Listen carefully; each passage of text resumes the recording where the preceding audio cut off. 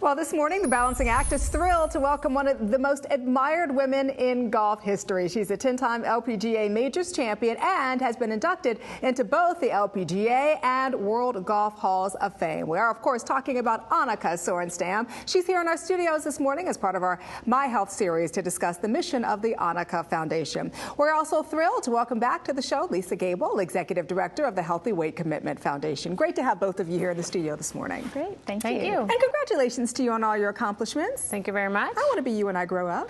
Maybe too late for me, though, at this point. But, you know, I understand that your two foundations have really teamed up to tackle what is just an immense problem in this country. We're talking about the growing problem of childhood obesity. What are some of your goals, Annika? Well, the mission of my foundation is to teach the children the importance of living a healthy, active lifestyle through nutrition and fitness. And unfortunately, as we know in this country, the obesity rate is very high amongst children. I believe a third of children are now overweight. And, you know, when you're overweight, you have some issues with that, high blood pressure, low self-esteem, and it was really a big problem in this country. And when I stepped away from competitive golf, I wanted to do something to make a difference in kids' life. I mean, you know, sports have been my life. Nutrition is something I studied in school, and as a matter of fact, I love to cook. So I kind of put them together and thought, this is something I really want to put my time into. And I think this is a terrific partnership between the two of you because, you know, certainly this ties in well with the mission of the Healthy Weight Commitment Foundation, does it not, Lisa? It does. We're both looking at the same problem, which is childhood obesity. And it's been lovely to work with so many athletes, but particularly our female athletes who really serve as great role models for an active, healthy lifestyle. And of course, we have the relationship with PGA, and family golf is something that we enjoy talking about because it's something that people can do for a lifetime.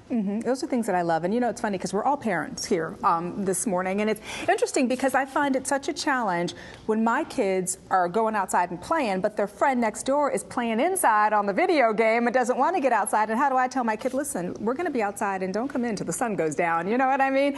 And I know you're a new mother, you've got two young children.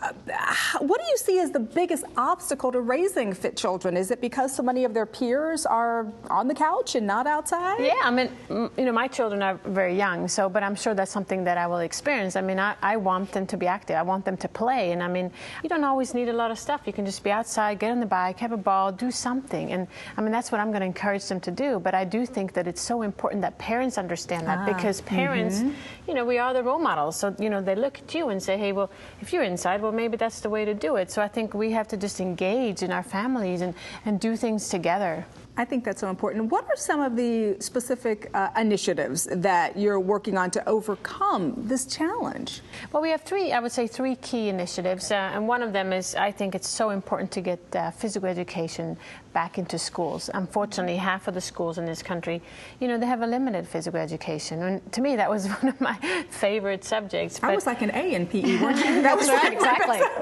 So, you know, I think it's so important to get that back. So that's what we're trying. We're giving grants to school to implement programs. And one of the organizations that we partner with is Spark. They're the leader in physical education. And so we want, I mean, the goal is to get it in every school in Florida. North Carolina, I believe, has it in every school. We're trying to do the same thing in Arkansas.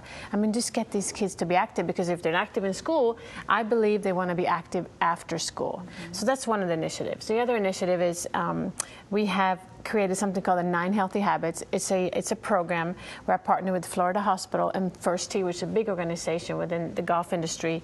They have something called the 9 Life Lessons. You teach honesty, integrity, perseverance, etc. But one part they didn't have was the nutrition and fitness. So we're taking our 9 healthy habits together with them, and we're going to go out to the 4,000 schools that they already, you know, implemented. We're going to touch 1 million kids, and I think that's going to make a big impact on them.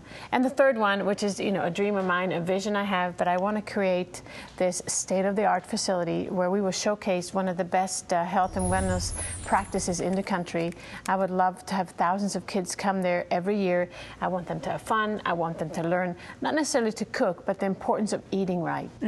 Well, nothing wrong with teaching them to cook either. I have 3 boys, and they are learning to cook. And you know, and having said that, what are some tips that each of you can give us or give our viewers now who are hoping to raise healthier kids? fitness. Lisa. Sure. We just launched a new program called Together Counts, and we ask parents to do 2 simple things: eat more family meals together and do physical activity together as a family. And Annika, again, is a great example of that, because when kids see their parents doing these things, it becomes a normal part of their family unit. It becomes a lifelong healthy habit. Agreed. Yeah, I agree. I agree with that too. And one thing I like to add on that is the mind and the vision. It is so important with, you know, the emotions that kids have, the behaviors, and, you know, learning how to set goals, and another part is obviously schoolwork, you know, succeeding in school, having friends, the importance of building friendships, having the right friends. So there are a few things to think about. All right, so I know it may be a little bit too early, but do you think the kids will play golf? I hope so. They have golf shoes, golf clubs, I am ready. I think that means yes, they will. Well, ladies, thank you so much for being with us on the show this morning. Thank you. Likewise, thank you. And if you'd like to learn more about Annika's efforts to encourage childhood fitness, check out the website annikafoundation.org. And for tips on talking to your family about fitness and nutrition, visit energybalance101.com.